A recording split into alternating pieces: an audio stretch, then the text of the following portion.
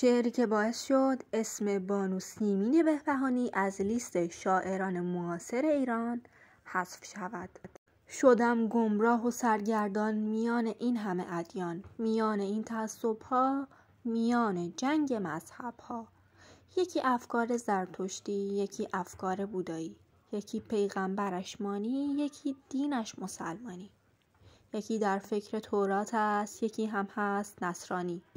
هزاران دین و مذهب هست در این دنیای انسانی. خدا یکی ولی اما هزاران فکر روحانی رها کردیم.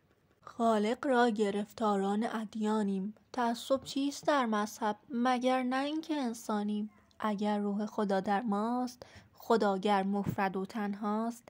ستیز پس برای چیست؟ برای خودپرستی هاست. من از عقرب نمی ترسم ولی از نیش می ترسم. از آن گرگی که می پوشد لباس میش می ترسم. از آن جشنی که اعضای تنم دارند خوشحالم ولی از اختلاف مغز و دل باریش می ترسم. هراسم جنگ بین شعله و کبریت و هیزم نیست. من از سوزاندن اندیشه در آتیش می ترسم.